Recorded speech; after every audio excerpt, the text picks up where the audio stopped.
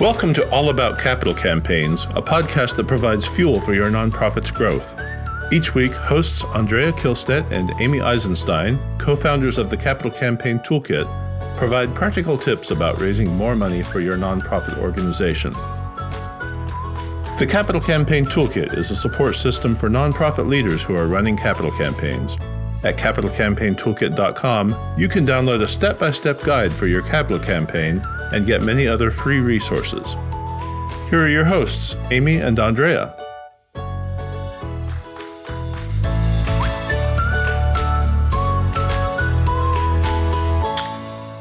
Today's topic, we are going to talk about the executive director or CEO's role in a campaign and how you can set them up for success in a campaign. So, Andrea, as always, why don't you kick us off with your initial thoughts about that topic?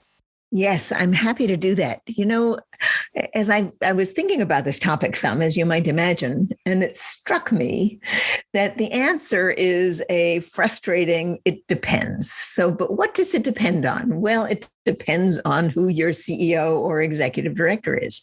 If you are fortunate and you have a CEO or executive director who is really willing to dive in and to be an active part of the campaign and who happens to be really good at it, then you have one brief, right? Then there is one way you should function.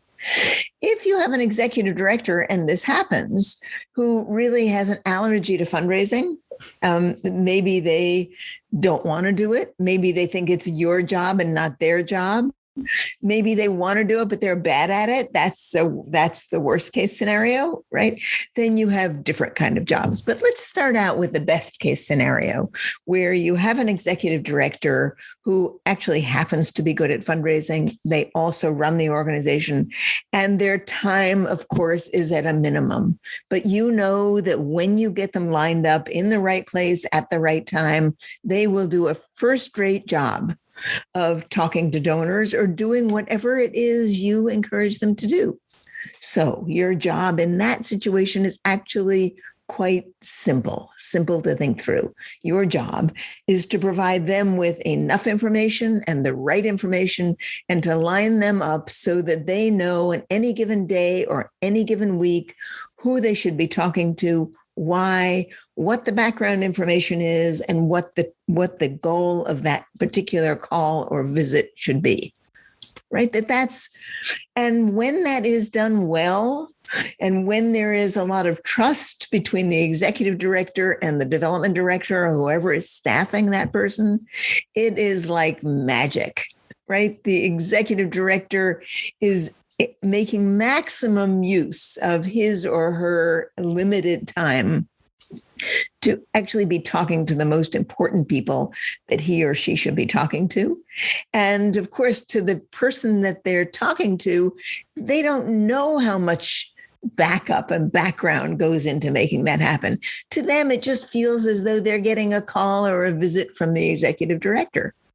But in order to make that work really well, the executive director really needs a lot of information so that they are well prepared and can do what it is they need to do to lead to the right result.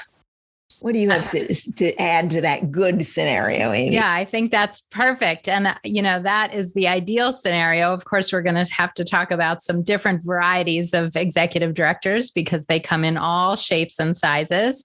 But what I thought you were going to say was that when you have an executive director who's excellent at fundraising and excellent in front of your donors and limit their time as a premium, you want to hire support.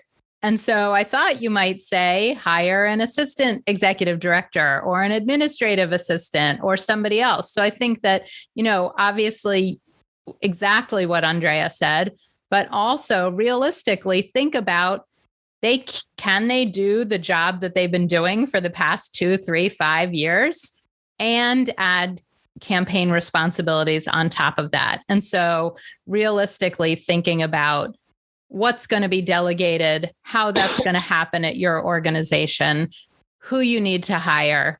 And so whether it's to support the development director and the executive director or take some responsibilities off the plate of the executive director, And, we can talk about how to budget for that. Certainly we've spoken about that on other podcasts, but really thinking about how you're going to support that person, I think is the moral of this story. Let's talk about different kinds of executive directors, maybe some who are not quite as comfortable with fundraising or haven't had success yet with fundraising. You want to start there too? Yes. So, Amy, I really appreciate the fact that you led off by saying part of your job is freeing up your executive director's time so that they can do something. And that's true whether they're the amazing kind of executive director we were talking to or someone who's perhaps not so comfortable. So finding ways to free them up, finding ways to look at their workload and offload it onto someone else or bring someone else in to support them, I think really is critically important. If you have an executive director who, for example, has just never done fundraising, they're not unwilling, they just don't feel confident, then your job in part is to figure out how you can help them become confident and comfortable, right? What kind of training can you get them? Right? Can you send them to programs? Can you give them some solicitation training? Can you provide them with material?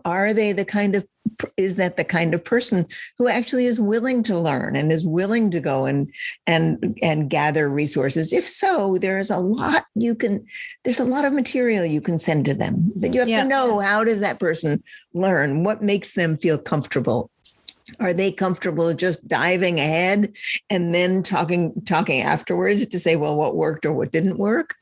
Or do they want to learn everything beforehand before they try it out? So that's an interesting conversation to have with a new executive director, right? How can you learn?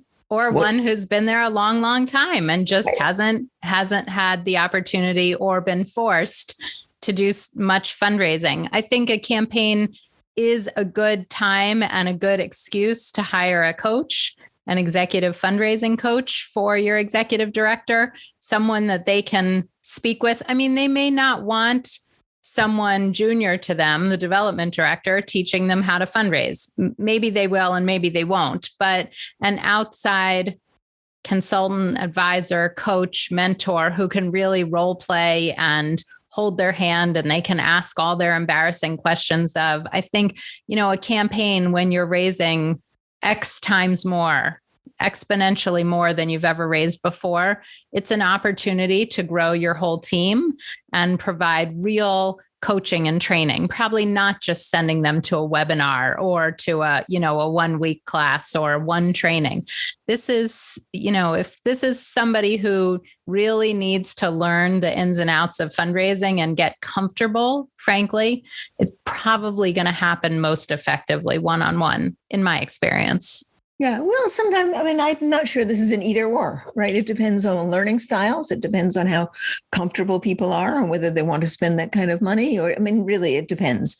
To me, what it points to is the opportunity. You should grab an opportunity to talk to your executive director about how they learn best, what their styles are, everybody has different learning styles, right? Amy, what I know about you is that you gobble up every piece of information you can possibly gobble up to learn about things before you have to do them, right? I'm much more inclined just to dive in and then say, oh my God, how am I supposed to do this? And then learn from it after the fact. Now, there's not maybe there is a right way. Maybe your way is way better than mine. But the reality is that that I am the way I am and I know how I learn best. Yes. And your executive director probably does too. So if you have an executive director sort of like me, who is willing to just dive in for the better and the worse of it, you might want to say, well, why don't you dive in and we can do some of these meetings together. And then we can talk about them and debrief them together to see what worked and what didn't work. Right? So don't get upset find out who people are. Don't get upset with who they are. It just is what it is. You have to go with that and you have to appreciate the energy that someone brings to the table. Right. Yeah. One of the ways that we've talked before about helping board members get more comfortable with asking is practicing on each other. And I think that the same can be true for an executive director.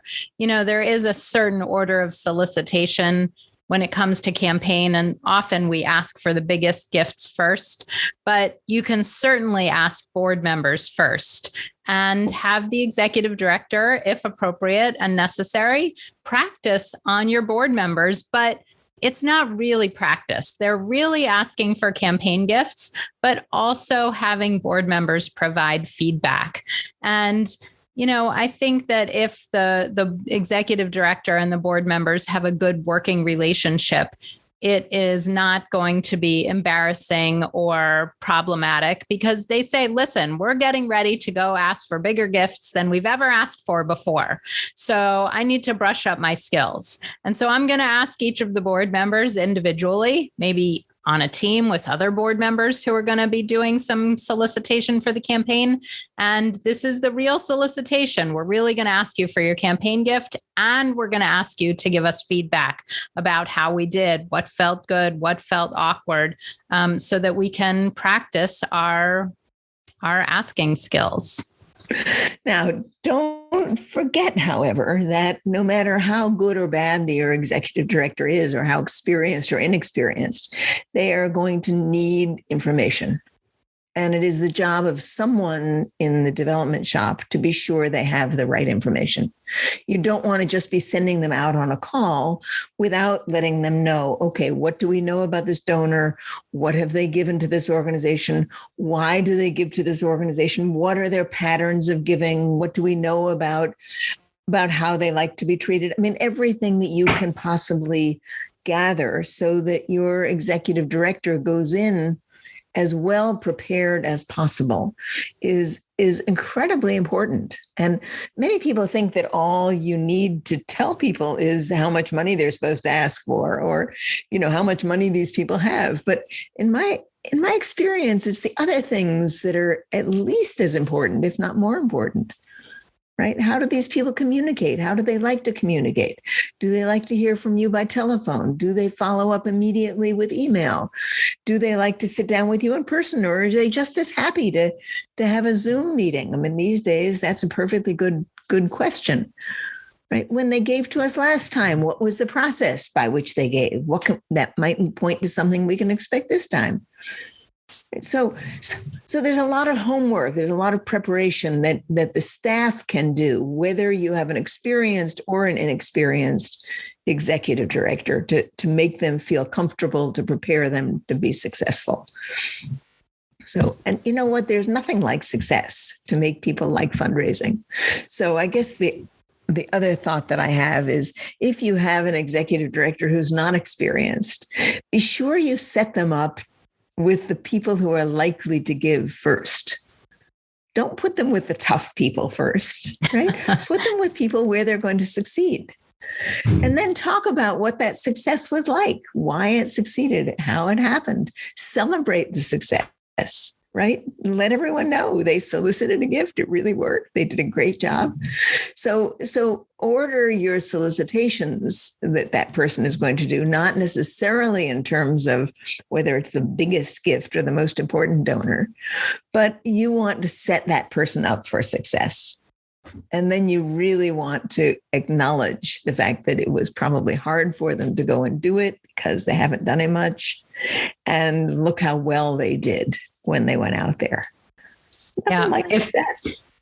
If you have an experienced board member who's an experienced solicitor, pair them up with your executive director. It's often good to go in pairs. So for the first 2, 3, 5 solicitations, have that experienced board member go with the executive director so that there's a little bit of shadowing. Make sure everybody knows what their role is in advance. That's how you set people up for success. What questions will the executive director or CEO ask? What role will they play? What questions will they ask? Who's going to actually ask for the gift? Who is responsible for starting with the chit chat? Who's responsible for bringing it back to the point of the meeting? Everybody has a specific role, and the more prepared they feel, the more confident they will be and likely to succeed coming out of that conversation. Brainstorm. What happens if the donor asks this, or what happens if the donor says that? What are the yes, no, maybe scenarios? What are the responses? If they say no, does the executive director hang their head and skulk away? No, they can say, all right, we completely understand. Tell us what you did have in mind, or when should we continue this conversation? Give them examples of what they should do in different scenarios. If the donor says yes, what should the executive director do? If they've never been on a solicitation call before, they may say, oh my gosh, thank you so much, and get up and walk away. Maybe there's an opportunity to talk about how that donor likes to be recognized, how that gift will be made and when. So go through different scenarios, brainstorm, really role play, especially on the first few asks. How do you want to wrap this conversation up, Andrea? Well, I just want to wrap it up by reminding everyone that if your executive director is inexperienced or has had a bad experience raising money, asking for money, I want to remind you that you need to be kind. I mean, kindness actually works better than wringing your hands that they're bad at it. And this is a difficult business for many people. It makes them uncomfortable. So to the extent you can talk about the discomfort and let it be okay, to the extent that you can call out something that the person has done well and what the strengths of that person are, to the extent you can talk about and explore the various options, but then understand that when your director goes into a solicitation meeting, there's only so much of that they can hold in their mind, right? And it's very little, actually. So in the end, it has to be just a simple conversation. And it has to be a conversation where they are aiming towards asking for a gift.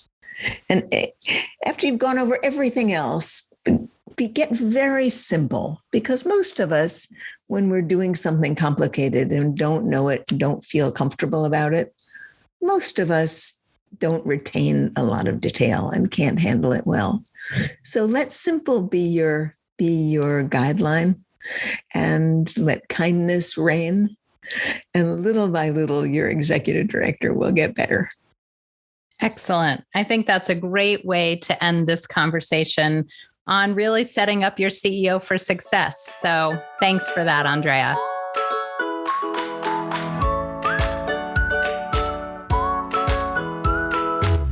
Thanks for joining Amy and Andrea for today's All About Capital Campaigns.